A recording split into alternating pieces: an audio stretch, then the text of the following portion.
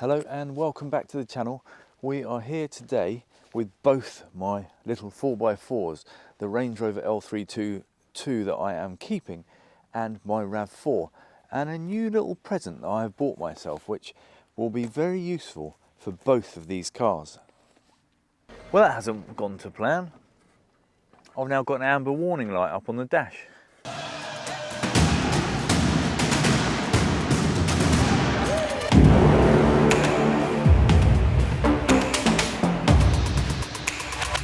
So, let me tell you what I have purchased, and I didn't buy it brand new either. I'm on this journey to do RAV4 to Rolls-Royce, and buying and selling cars and taking cars to car dealers or to workshops to be worked on, it's always a little bit difficult to know whether you're getting the right fault diagnosed, to see whether you're being charged a fair price, whether the fault that is wrong with the car is likely to be fixed. Or if you saw my Rolls-Royce video where the Rolls-Royce broke down and I had roadside recovery, the chap that helped me out there pointed out that actually you might get an error code that might not be the cause of the problem. So doing a little bit of research before you give it to a garage to have a look at might actually save you some money.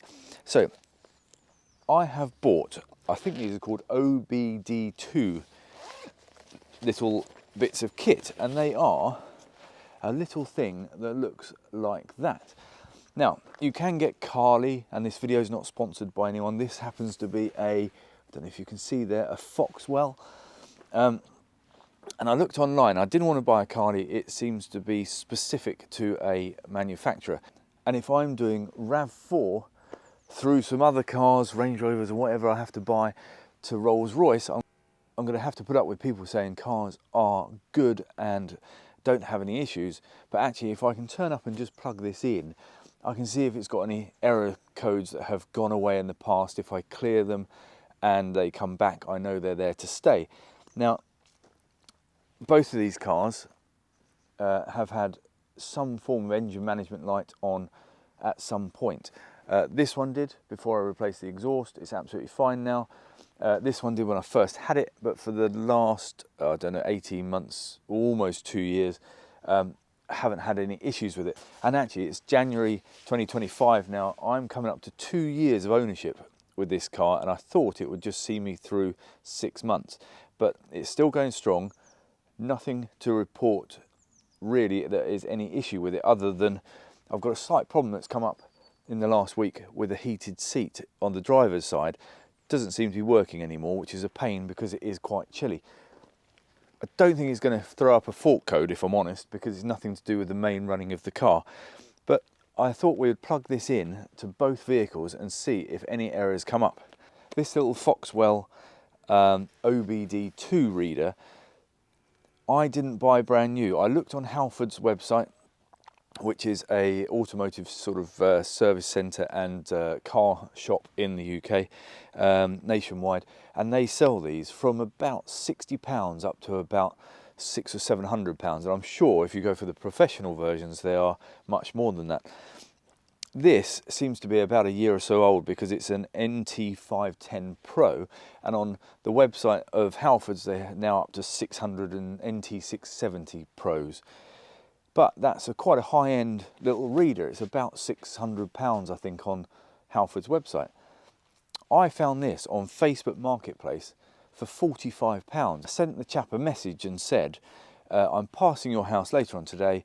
I can pick it up for £35. Would you accept £35? And he said yes. And when I turned up, it was chucking it down with rain, but he allowed me to plug it into my car, make sure it worked, do a reading. And he said if there was any problems with it, please bring it back within 7 days and I'll give you your money back and we'll call it quits. There hasn't been. To be honest with you, I haven't really read much since then, so it's past 7 days of ownership, so I can't really go back to him. So I'm hoping this works today. But all seems pretty good. Might need a charge. I hadn't considered that. I presumed it was battery, but it looks like it actually plugs into a charger, which isn't in the little bag that he gave it to me with, but the full instruction manual is, and this nice little case to put it in. So I thought we'd read both cars, make sure there's no faults, because this car is on eBay for sale at the moment, currently at £1,100. Hopefully that's a genuine bid, and hopefully this time it sells. But it'd be nice to read any faults with the car, so I know that it's all good going away. I don't think there are any faults. It's driving perfectly. As I say, it did have a engine management light on. When I replaced the exhaust, that went away, and all being well, even more so, the one I'm keeping, this one won't read any faults. As you can see, I have been using it. It is absolutely filthy dirty. The number plate at the rear is even worse. It almost needs wiping off. I can't really see it, but it's winter in the UK and the roads are filthy. So let's get plugging this in and see if it works. Oh, squeezing in the car there. So I've got my reader. It's got a little funny old school port. It almost looks like a SCART lead type connection. I don't know whether it is, whether there's any difference. But it is a 16 pin connector that goes in, and I believe it's just under the dash. So we're going to pop that down there, have a feel around under here.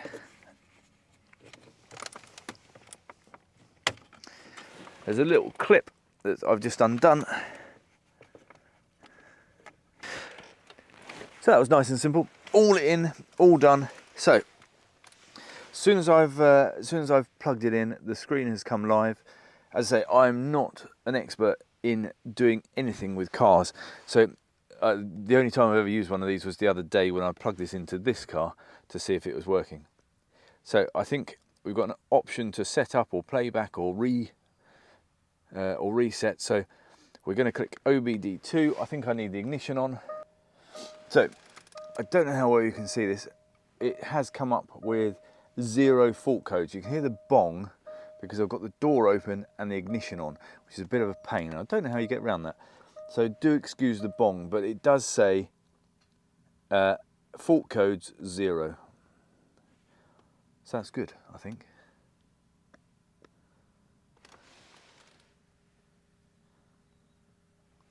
Although when I did plug it in, and I don't know if anyone can tell me, when I did plug it in just then, a load of faults did come up on the screen. I don't know whether that's because I've got this plugged in. So let's unplug this, turn it off, let's turn it back on. Well, that hasn't gone to plan. I've now got an amber warning light up on the dash. I know what you're all going to say out there. You've bought a Range Rover, you should expect it. So, we're going to try the old trick in the book, the only one I know. Shut the door, lock it for 10 seconds, and see if the faults go away. How to fix a car.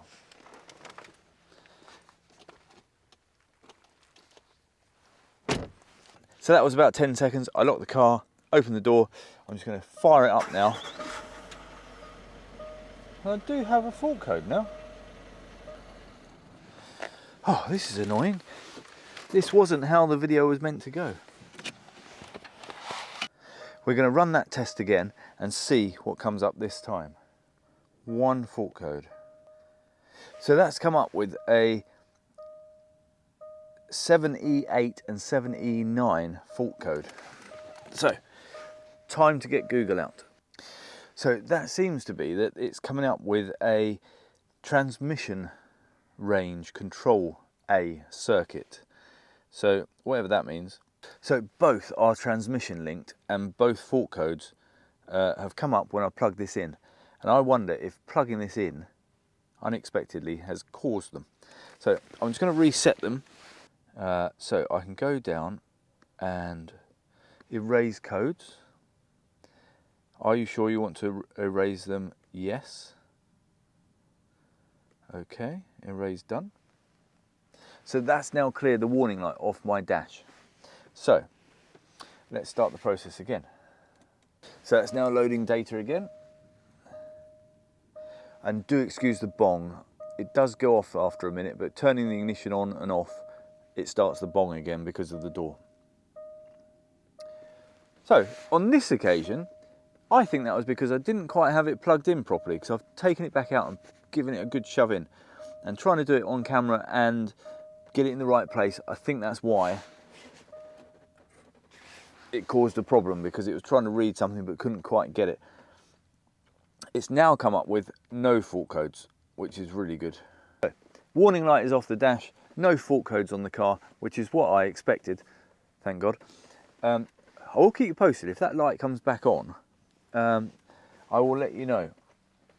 But that's one car down, and on the other one I'll make sure I plug it in properly before I show you. So let's get that on and go. Again, this has a bong if you put the key in the ignition with the door open. I think it's for the American market more than us, but this works in very much the same way under here, I think. So just pop that in down there. Doesn't currently have any warning lights on the dash, so let's hope I haven't bought a dodgy reader. That wouldn't be good. So that's loading the data.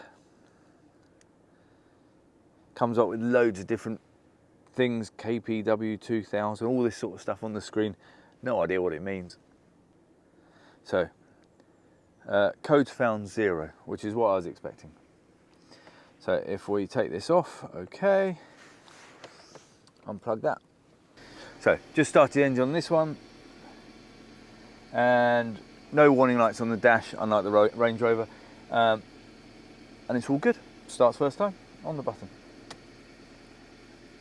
So let's get that turned off.